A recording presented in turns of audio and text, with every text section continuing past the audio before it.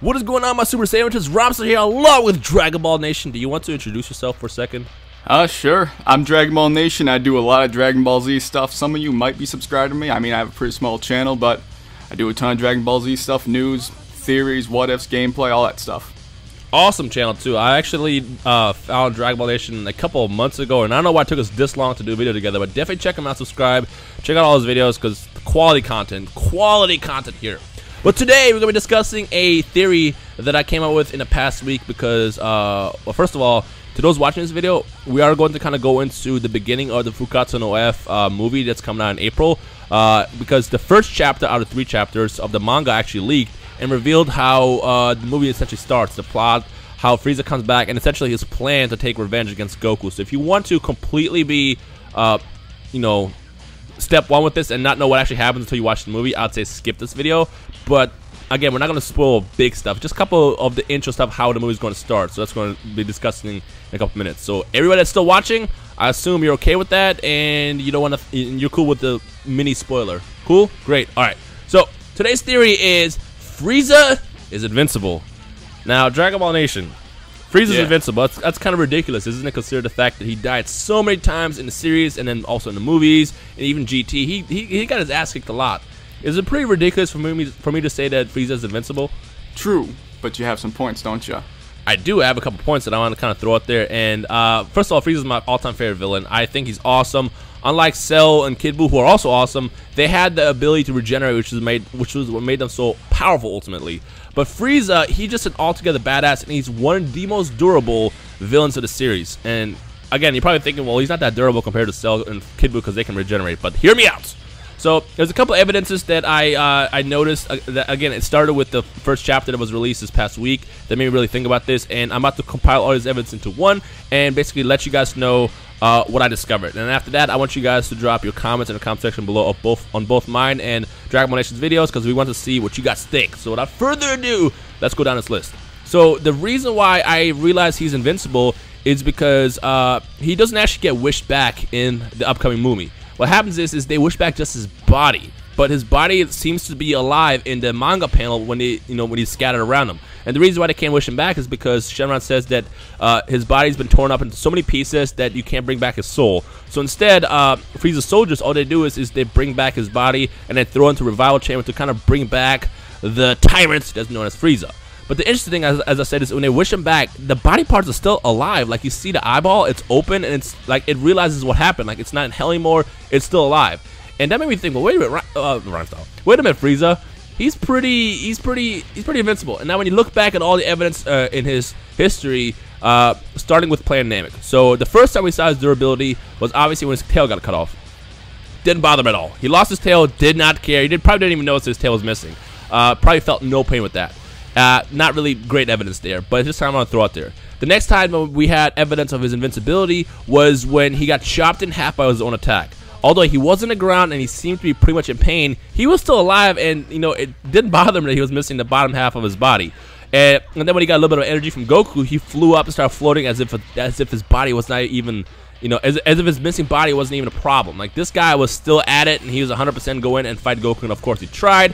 And then ultimately, Goku ended up destroying him with his angry Kamehameha and pretty much wrecked him. On top of that, the planet blew up, and he still survived, which is my next evidence. When he was in space, his body was literally torn up. He was even missing half a brain. Like, he was completely destroyed. I mean, you would think if someone gets shot in the head like that, they pretty much die. But Frieza, nah. He was still floating. He was just waiting for somebody to pick him up. And that's what ended up happening when his father, King Cold, and a couple Frieza soldiers showed up and basically saved him, which is my next evidence. Right after the surgery, he literally gets up 2 seconds later. Like, the second they finish reconstructing his body, he gets up and he's right back in action. Doesn't even care he's missing half his body, he's half a robot. This man is out for revenge.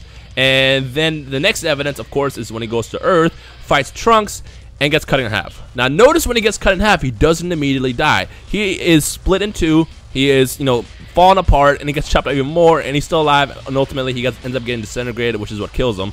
But the fact that he gets sliced in half and he's still alive is what made me realize, you know what, this guy is very durable. If he had a regeneration power, or if he was immortal, he would seriously be probably one of the biggest threats in the entire universe, just because, he had that one flaw where he just can't regenerate. Dragon Ball Nation, What do you think about that? Is it ridiculous? Do you think he's invincible, or am I just like what are your thoughts on this? It's not ridiculous. You have plenty of good points there. And the thing that I find funny is, like, he did survive Namek's explosion after being, blasted. And first of all, he was cut in half, then, hit by Goku with that angry Kamehameha wave. Yep. Then the planet exploded, and he was still alive, even with, like, a chunk taken out of his head, if I remember. Now, what's interesting is it seems a little strange that he wouldn't have a healing factor or some sort of regeneration, even if, he is so durable. He clearly is very durable. And I mean, whether or not it's just part of his race, because Saiyans are definitely more durable than humans, I would say, on a general basis. So it's definitely interesting, it's part of his anatomy, because he is a clone of King Cold in a way. So it's definitely interesting. You have many good points there, especially the part where you said his eye was moving in that manga panel, right? Yep. It wasn't moving. It was like open. It looked like it had life in it. It had life in its eye. Okay. And as well as the part where Trunks had cut him up. Now, what I find interesting is whether or not that is for a more of a dramatic or epic effect, because we know that there's a lot of different effects used in Dragon Ball to display certain emotions and all that. So whether or not it's used for that or durability is unclear, but you have plenty of good points to support the fact that it would be linked to his durability in some way. Yep. But how far would that really get him in a fight? Because he was very low on ki when he had gotten cut in half by his own attack on Namek. Well, he was helpless. Yeah, and something else I was going to point out is I feel like if you cut off Frieza's head, he would still be alive. I would agree. Because even he said that he doesn't. I mean, he doesn't really breathe. It doesn't sound like he really uses his organs. Like, he is just like the ultimate warrior alien thing. Like that's just what Frieza is. Now, King Cold was a mutation, and it is unclear of how their body structures really operate, him and Frieza. So it's definitely possible because, like I said, in anime, he did have that chunk taken out of his head when he was floating in space. Yeah. Pretty much. So that is our evidence. That is our evidence, and now we want to hear from the people. To those watching this video, what are your thoughts on that? Do you think it's ridiculous? Is Frieza not invincible? Do you think he's invincible? Do you think if he had immortality or even the power to regenerate, he would be a whole different problem? I mean, obviously, I feel like if he had those abilities, he wouldn't have died on Namek or on Earth. Well, I guess he didn't die on Namek, on Earth, really. What do you guys think about that theory? Let us know in the comment section below your thoughts, and we want to see basically what the community thinks. With that said, also check out Dragon Ball Nation. Where can they find you? I will link all your stuff in the description below, but like you're on Twitter and all that stuff. Yep. Check out Dragon Ball Nation. Yeah, check me out. And other than that, hope you guys enjoyed this video. Hit that like button if you did. Feedback, comments, you know what to do. Add that to the comment section below, and we'll take it from there.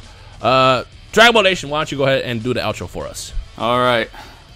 Thanks, guys, so much for watching. That has really been it, and I'll catch you later.